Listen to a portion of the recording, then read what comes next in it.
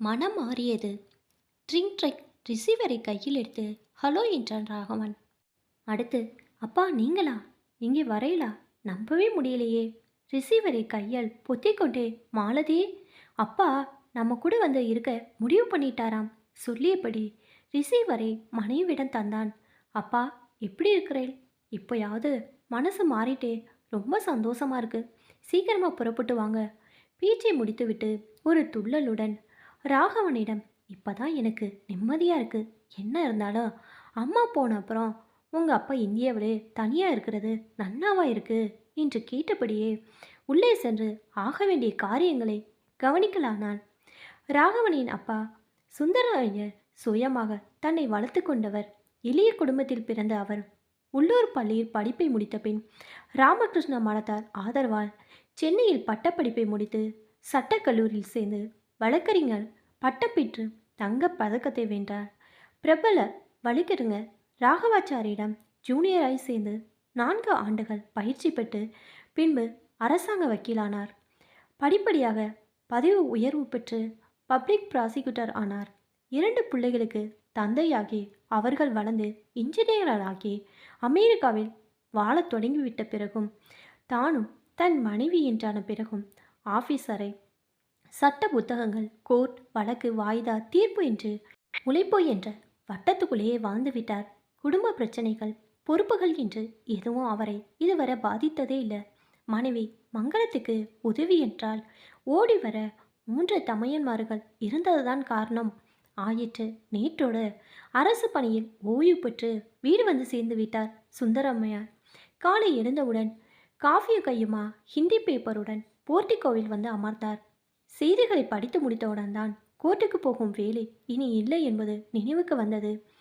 அடுத்தபடி என்ன செய்வது ஒன்றும் புரியவில்லை. மங்களத்தை தேடி சமையலறைக்கு சென்றார். மங்களம், வேலைக்கு போகிறவர்களுக்கெல்லாம் ஆண் பெண் யாராக இருந்தாலும் ரிட்டைர்மெண்ட் என்று ஒன்று இருக்கிறதே, உன்னை போன்ற சமையலரோடு வாழ்கின்ற பெண்களுக்கெல்லாம் மட்டும் ஓய்வு பொருந்தாலே கிடையாதா? நன்னா இருக்கே நீங்கள் சொல்கிறது. வயிறு லீவு கொடுத்தா நாமும் சமையலுக்கு லீவு கொடுக்கலாம். இல்லை அமெரிக்கா மாதிரி வாரத்துக்கு ஒரு நாள் சமைச்சு ஃப்ரிட்ஜில் வச்சுட்டு ஹாயாக இருக்கலாம். இங்கே நம்ம ஊரில் முடியுமா? கரண்டு எப்போ போகும்னு சொல்ல முடியாதே. ஓ மாட்டு பொண்ணு மாலதி அமெரிக்காவுக்கு தன்னோட பிரசவத்துக்கு உன்னை வர சொன்னப்போ கூட எங்கள் ஆத்துக்காரரை விட்டுட்டு வர முடியாதுன்ட்ட. ஆனால் அங்கேருந்து குடுத்தன பண்ணவா பேசுகிற மாதிரி அழகாக பேசுகிறியே. நான் ஏன் வரமாட்டேன்னு சொன்னேன்னு உங்களுக்கே தெரியும். சமைச்சு வச்சதை எடுத்து போட்டுட்டு சாப்பிடக்கூட தெரியாத நீங்கள் என்னை பொறுத்தவரை கை குழந்த மாதிரி தான்.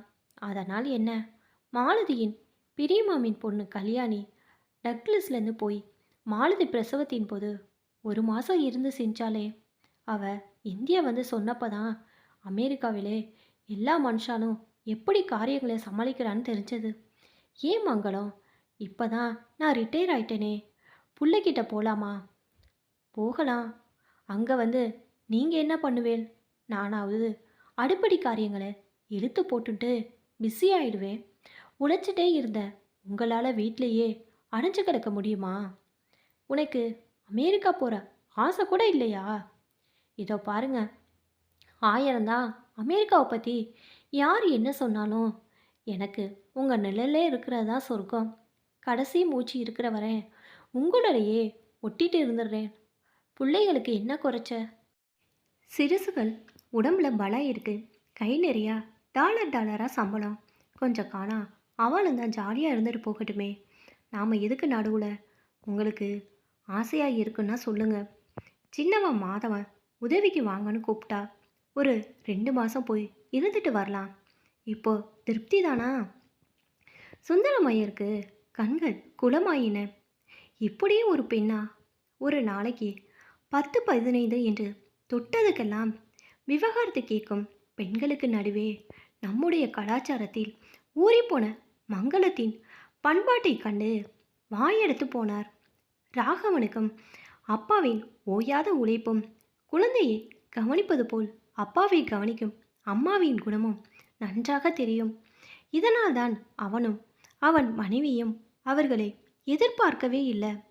தங்கள் வேலை நேரத்தை அட்ஜஸ்ட் பண்ணிக்கொண்டு 2 குழந்தைகளையும் கவனித்து கொண்டார்கள். குழந்தைகளை வளர்ப்பதில் உள்ள பிரச்சனைகளை அவர்கள் ஒருபோதும் அப்பா அம்மாவிடம் காட்டிக்கொண்டதில்லை. சுந்தரம் ஐயர் ரிட்டையர் ஆன அடுத்த நாளே ஒரு முடிவுக்கு வந்தார். இனி மனைவியின் நிழலோடு தன்னை ஐக்கியப்படுத்திக் கொள்வது என்று முடிவு செய்துவிட்டார். மங்களம், இனிமே சமையலில் உனக்கு ஒத்தாசையா இருக்க போறேன் என்றவர் அன்று முதல் காய்கறி நறுக்குவது, தேங்காய் திருவது, மிக்சியில் அரைத்து தருவது என்று சின்ன சின்ன உதவிகளை செய்ய ஆரம்பித்தார்.